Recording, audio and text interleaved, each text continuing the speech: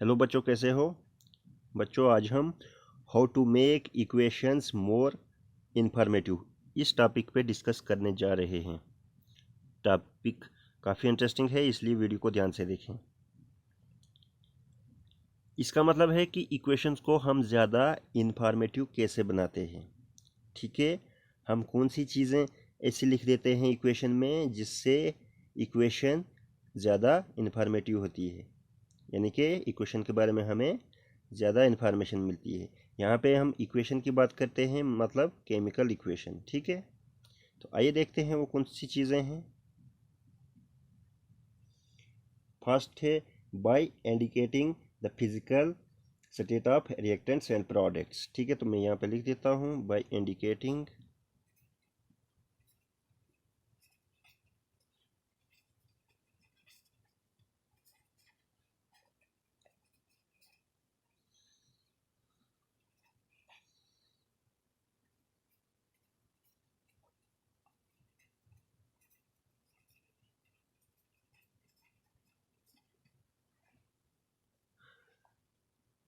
First है by indicating physical state of reactants and products. यहाँ पे हम रिएक्टेंट्स और प्रोडक्ट्स की फिजिकल स्टेट लिख देते हैं। ठीक है, मतलब रिएक्टेंट्स सॉलिड है, लिक्विड है, गैस है या एक्वस है। ठीक है, हमारे पास रिएक्टेंट्स और प्रोडक्ट्स की 4 फिजिकल स्टेट्स हैं। ठीक है,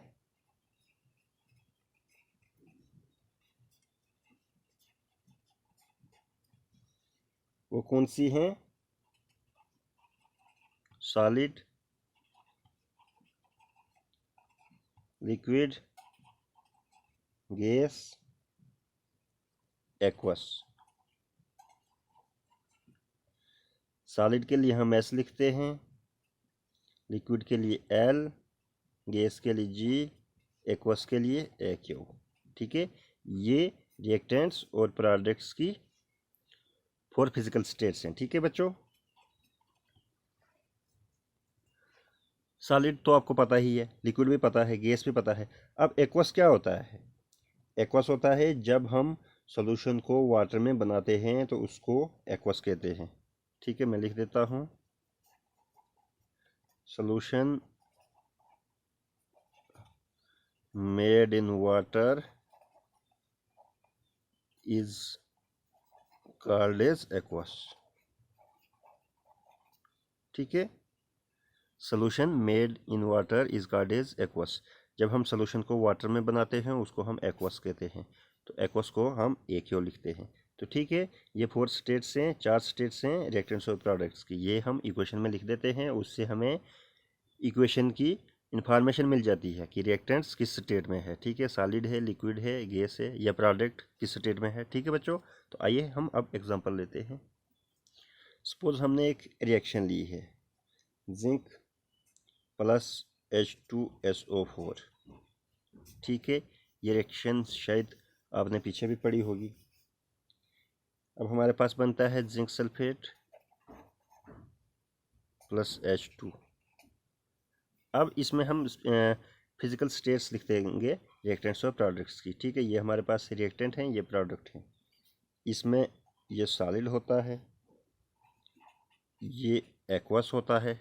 ठीक है, फिर उसके बाद ये जो जिंक सल्फेट बना ये भी एक्वस होता है। ठीक है, फिर H2 ये गैस होती है। ठीक है, तो इससे हमें पता चल जाता है कि रिएक्टेंट्स किस स्टेट में है। ठीक है बच्चों, अब दूसरा पॉइंट है by indicating heat change in the reaction. हम हीट चेंज भी दिखा सकते हैं रिएक्शन में, उससे भी रिएक्शन की हमें ज़्यादा इन्फॉर्मेशन मिलती है। ठीक है, तो आइए हम एग्जांपल लेते हैं। हीट चेंज के बेस पे हमारे पास 2 टाइप की रिएक्शंस होती हैं। एक टाइप है एक्सोथर्मिक और दूसरी टाइप है एंडोथर्मिक।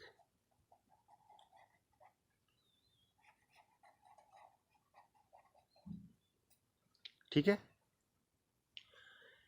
एक्सोथर्मिक वो रिएक्शंस होती हैं जिन रिएक्शंस में हीट प्रोड्यूस होती है, ठीक है, हीट पैदा होती है, ठीक है। तो आइए एग्जांपल लेते हैं।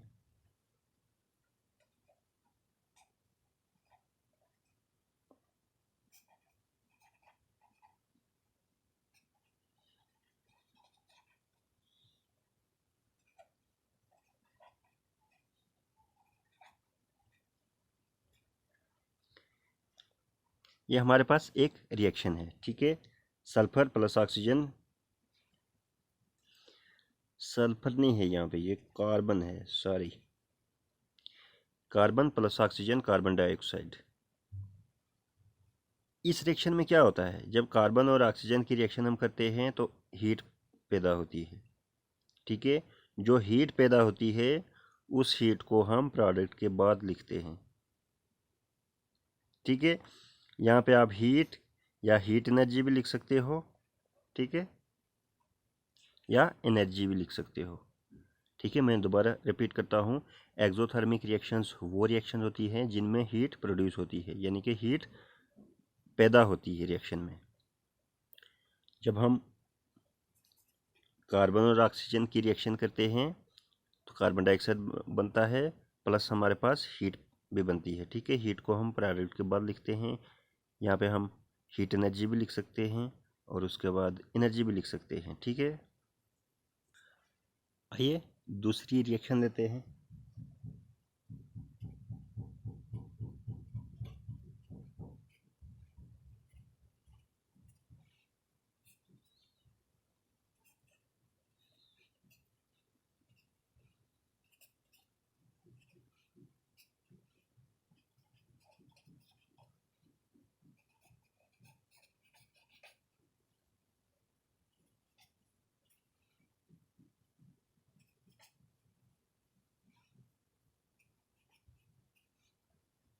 ये हमने दूसरी रिएक्शन ली है, ये हमारे पास मीथेन है। इसकी रिएक्शन जब हम ऑक्सीजन के साथ करते हैं तो कार्बन डाइऑक्साइड बनता है और वाटर बनता है। ये सभी रिएक्टेंट्स और प्रोडक्ट्स किस स्टेट में हैं, गैस स्टेट में हैं, ठीक है। इस रिएक्शन में प्रोडक्ट के साथ साथ हमें हीट भी मिलती है, मतलब रिएक्शन में हीट पैदा होती है, ठीक है। तो ये रिएक्शन एक्सोथर्मिक रिएक्शन है, ठीक है बच्चों। अब हम बात करते हैं एंडोथर्मिक रिएक्शंस की। एंडोथर्मिक रिएक्शंस में क्या होता है, हीट एब्जॉर्ब होती है।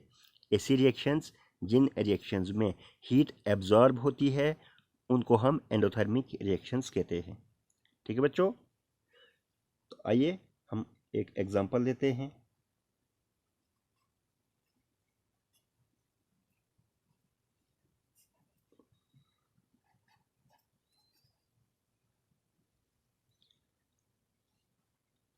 ये हमारे पास रिएक्शन है, ठीक है। इस रिएक्शन में हम नाइट्रोजन और ऑक्सीजन को मिलाते हैं तो नाइट्रोजन मोनोऑक्साइड प्रोड्यूस होता है, ठीक है।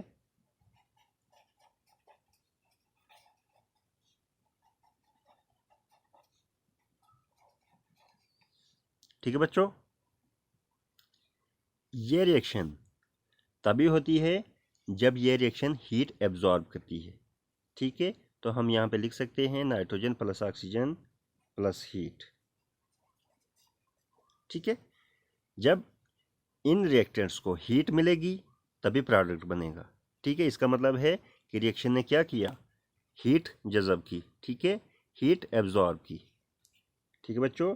तो इसमें कितनी हीट लगती है, अबाउट 2000 डिग्री सेल्सियस, ठीक है। एक्सोथर्मिक रिएक्शंस में हीट प्रोड्यूस होती है, एंडोथर्मिक रिएक्शन में हीट एब्जॉर्ब होती है, ठीक है। एक्सोथर्मिक रिएक्शंस में जब हम रिएक्टेंट्स को आपस में कंबाइन करते हैं प्रोडक्ट बनते हैं और प्रोडक्ट के साथ साथ हीट भी पैदा होती है। बट एंडोथर्मिक रिएक्शंस में हम रिएक्टेंट के साथ उसको हीट भी करते हैं, रिएक्शंस हीट एब्जॉर्ब करती है तो तब जाके प्रोडक्ट बनता है, ठीक है बच्चों। तीसरा पॉइंट है to indicate the conditions under which reaction take place. कभी कभी हम कंडीशंस भी लिख देते हैं, ठीक है, कि रिएक्शन में किस वजह से रिएक्शन हुई। हमने रिएक्शन को टेम्परेचर दिया, टेम्परेचर प्रोवाइड किया, कोई कैटलिस्ट यूज़ हुआ,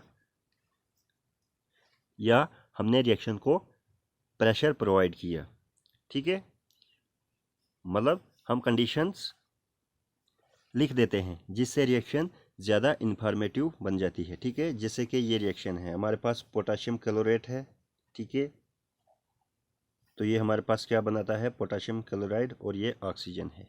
ठीक है, अब इस रिएक्शन में किस कंडीशन पे ये रिएक्शन हुई है, उस कंडीशन को अगर हम यहाँ पे लिख देते हैं तो उससे भी रिएक्शन क्या होगी, ज़्यादा इंफॉर्मेटिव बन जाएगी। ठीक है, तो यहाँ पे कंडीशन ये है कि रिएक्शन को सबसे पहले हीट चाहिए। ठीक है, तो हीट के लिए हम ये डेल्टा लिखते हैं। उसके बाद ये रिएक्शन कैटलिस्ट की प्रेजेंस में हुई है, कैटलिस्ट की मौजूदगी में हुई है, MnO2, मैंगनीज डाइऑक्साइड।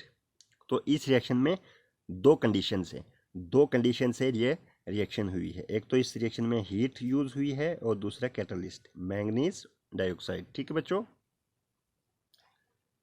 कंडीशंस को ज़्यादातर हम एरो के ऊपर ही लिखते हैं। ठीक है, अब हमारे पास ये दूसरी रिएक्शन है, इसमें ये गैस स्टेट में है, ये भी गैस स्टेट में है, तो ये लिक्विड स्टेट में है। तो इस रिएक्शन में कौन कौन सी कंडीशन है, किस कंडीशन के बेस पे ये रिएक्शन हुई है, वो हम यहाँ पे लिख देंगे। ठीक है, उससे रिएक्शन ज़्यादा इंफॉर्मेटिव बन जाएगी। ठीक है, तो इस रिएक्शन में सबसे पहले हम प्रेशर लिखेंगे, 300 एटमॉस्फेरिक प्रेशर लगेगा इस रिएक्शन को कंप्लीट होने के लिए। उसके बाद दूसरी कंडीशन है 300 डिग्री सेल्सियस टेम्परेचर चाहिए। ठीक है, उसके बाद ZnO प्लस CrO2, ये हमारे पास कैटलिस्ट है। ठीक है, ये है जिंक ऑक्साइड और ये है हमारे पास क्रोमियम ऑक्साइड।